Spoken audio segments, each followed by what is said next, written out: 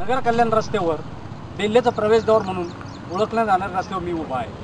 बेल्ल्याचा प्रवेशद्वार, बेल्ले ही ऐतिहासिक बाजारपेठ म्हणून बेल्ले गाव हे ओळखलं जातं. परंतु रस्त्यांची जर अवस्था पाहिली तर खड्ड्यात रस्ते का रस्त्यात खड्डा हेच ओळखून येत नाही. खड्डे चोहीकडे, रस्ता गेला खुलीकडे अशी म्हणण्याची वेळ आहे.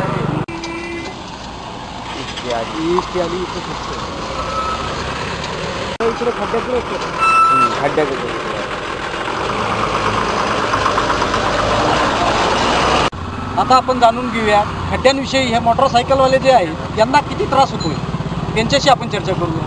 तुमचं ह्या खड्ड्यांबाबत काय म्हणणं आहे? आम्ही इकडे बेल्ल्यामध्ये मेडिकलमध्ये औषध आणायला गेलो होतो.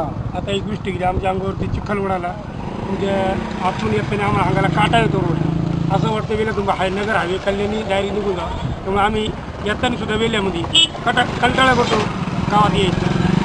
खड्ड्यातून जर आता पाऊस चालू आहे किंवा जर भरले तर आम्हाला अजून आनंद वाटत. आणि आठवडी बाजार असतो बेल्ल्याचा. सगळी लोक पाठराभागावरून 4 गावातून बेल्ल्याच्या बाजारात येतात. येताना महिला असतील, लहान लहान मुलं असतील, त्यांच्यावरती येताना त्याचं पाणी उडतं, त्यांचे कपडे खराब होतात. तर हे मोठं म्हणजे एक 4 तालुक्यामध्ये बेल्ला गाव म्हणजे असं आहे की आठवडी बाजार म्हणजे 4 तालुक्यात प्रसिद्ध हा बाजार आहे.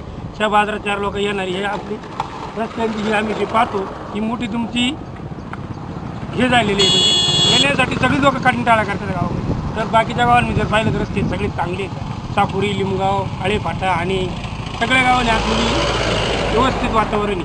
त्यामुळे बेल्ल्यामध्ये फारच येणाऱ्या बाहेरच्या लोकांना त्रास होते. या रस्त्यांची दुरुस्ती लवकरात लवकर व्हावी. आता सध्या पावसाळा चालू आहे. लवकर मग 4 दिवसात तुम्ही केलं तर लोकांना येणे पाणी आहे ते पाणी घाण पाणी आहे, लोकांच्या अंगावर उडणार नाही. आता जे कल्याण ठाणा गाडी गेली तर मी लांबून गाडी घातली या गॅरेजपाशी पोलीस स्टेशनच्या. आपण काही स्थानिक इथं ग्रामस्थ आहेत, त्या ग्रामस्थांच्याही या खड्ड्यांबाबत प्रतिक्रिया जाणून घेऊया. काय म्हणणं आहे या खड्ड्यांबाबत? मित्रा, काय या खड्ड्यांनी काय होतंय नक्की? हे खड्डे दुरुस्त हवेत की नाही असं वाटतं की नाही? कुठं राहत आहे? आमचं घर इथं जवळ आहे. आमची इथं वस्ती, आमच्या म्हणजे समाजाची इथं वस्ती. आमचे एवढेच म्हणणे आहे की या रस्त्याची म्हणजे रस्ता दुरुस्त करावा, तो लवकरात लवकर करावा. आणि पावसाळा जवळ आला आहे, एकदम आता पाऊस पडत आहे. जेवढ्या लवकरात लवकर या रस्त्याची दुरुस्त होईल रस्ता तेवढं चांगलं. या खड्ड्यांनी झालेल्या अपघात इतके होतात, त्या अपघातांना म्हणजे कोण जखमींना कोण उचलतं? काय अपघातांना उचललं जातच नाही? इथं जेवढे अपघात होतात तेवढे अपघात या घटनास्थळी आम्ही हजरत असतो. बाहेरचे जे लोक येतात त्यांना अंदाज नसतो रोडचा. त्यामुळं या पावसाचं पाणी इथं साठलेलं असतं आणि ते साठलेल्या पाण्यात त्याला अंदाज न येता तिथंच गाडी घालतात आणि पडतात. त्याच्यामुळं आम्ही इथं असल्यामुळं तिथं होतं. आपल्यासोबत आता बेल्ले ग्रामपंचायतीतले नवनिर्वाचित सदस्य म्हणून निवडून आलेले आहेत सागर शिरतर म्हणून, ते आपल्यासोबत आहेत. त्यांचं याबाबत काय म्हणणं आहे, ते कसे पाठपुरावा करणार आहे त्यांचं जाणून घेऊया. सागर साहेब, याबाबत तुम्ही काय नियोजन केलं आहे? सध्या आत्ता ग्रामपंचायत नवीन निवडणूक झाली, त्याच्यात मी निवडून आलो आहे. सध्या आता शिक्षण म्हणजे आमच्या जवळपास कामं होतील. आता तसं आम्ही ग्रामपंचायतीला पुरवठा करू का या आमच्या गावात येणारा रस्ता आहे ना, तो खड्डे लवकर व्हावे आणि दुर्घटनेपासून जरा म्हणजे लवकर आळा बसन. कारण खड्डे भरपूर आहे या रस्त्याला. जसं गावाची व्यवस्थेची प्रत्येक गावातले लोक याच रस्त्याने येतात आणि पाऊस चालू झाला आहे त्याच्यामुळं खड्ड्यामध्ये पाणी साचते आणि चांगले 1-2 फुटाचे खड्डे. आपण वरती तसं हे करणारच असन, त्याच्यामुळे हे करू आपण. खड्ड्यांचं नियोजन ते पहिलं लावावं लागेल, रस्त्याचं हे करावंच लागणार आहे. त्याच्यामुळं लय हे होतं, अपघात बरेच होतं ते. मला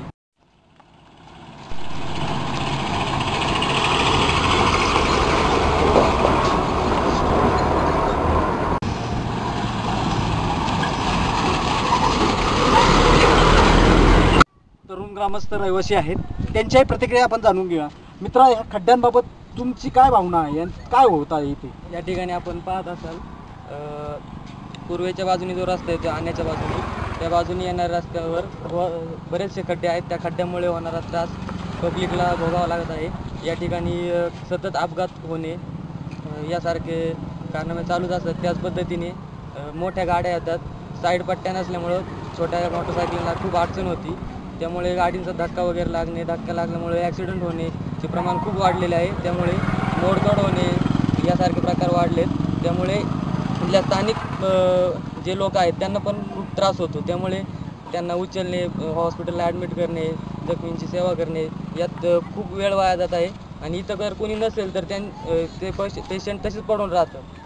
हा एक भाग आहे. त्यामुळे ते सरकारने किंवा आपले जे काही ज्या अंतर्गत हा रोड येतोय त्या प्रशासनाने याची तयारी करून कामास लवकर सुरुवात करावी, जेणेकरून अपघाताचे प्रमाण खूप कमी होईल. इथं अजून काही तरुण आहेत.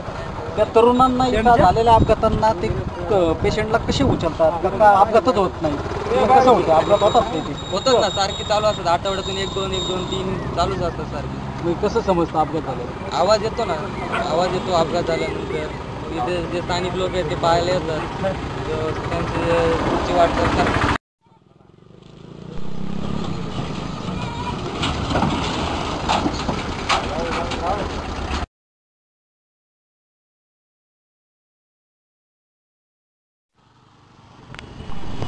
नुकत्याच झालेल्या ग्रामपंचायत निवडणुकीत शिवसेनेचे ढाण्या वाघ म्हणून ज्यांना ओळखलं जातं असे ते राजाभाऊ गुंजाळ हे सरपंचपदी निवडून आले आहेत.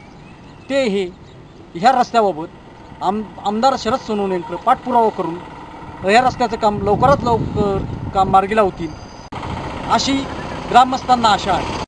शोध बातमीचा ध्यास सत्याचा पाहत राहा विघ्नट टाइम्स.